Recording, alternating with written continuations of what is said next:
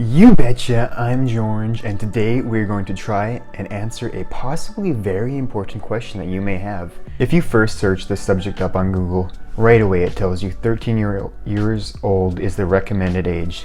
To find out why that is, I visited commonsense.org, which said the following. VR manufacturers have been careful to acknowledge the effects of VR on children, and the risks are largely unknown, and most recommend cautious age guidelines.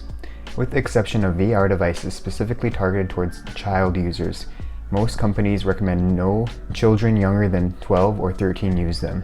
However, there is no clinical rationale for this age, as it is not based on empirical evidence. Sony, for instance, suggests that no one under the age of 12 should use its PlayStation VR, even though a number of games and characters are cartoonish and kid-friendly. There are some VR devices that are specifically made for children, but the lower age limits are still very conservative. We can ask the question, why is there no obvious set age that shouldn't be allowed to use VR? This is because virtual reality is still a very new technology.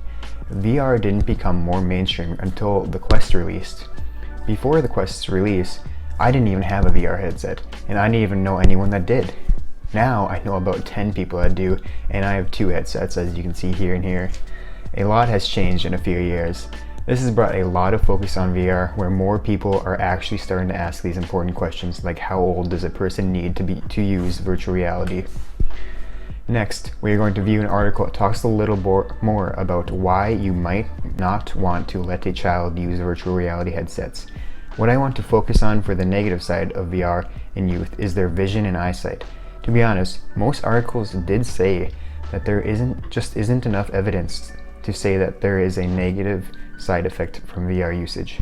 For example, one says the following. Sari Smith-Janes from the Association of Optometrists told the BBC, "We currently do not have any reliable evidence that VR headsets cause permanent deterioration in eyesight in children or adults. There have been some studies looking into the effects of short-term use of VR headsets only. These do not reveal a deterioration in eyesight." This next article makes a good point about children's vision developing even though there isn't any really supporting research. Considering that the vision of children is not normally well formed enough to deal with 3D content until they are 3 years old, VR is clearly not suitable for very young, because if your eyes are still forming, they can't see 3D content, and then it has to be a point where your eyes are formed enough to actually deal with this content. And is that 3, or is it older where it can actually mess with your eyes? So continue on with the article. Yet the 12 or 13-year-old age limit appears to be a precautionary measure rather than being made on any thorough scientific studies.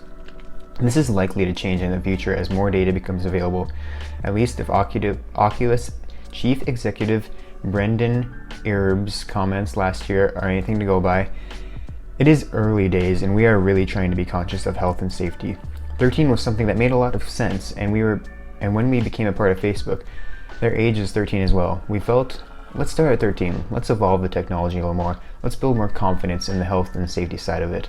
One day, we definitely want to have Oculus for kids, especially for all the educational use of this, which I agree. As market adoption of virtual reality gains momentum, we will quickly learn much more about any potential side effects that come with using virtual reality. At present, many of the problems that have been presented are similar to those that come from prolonged exposure, much in the same way that video games and television can be dangerous in excess.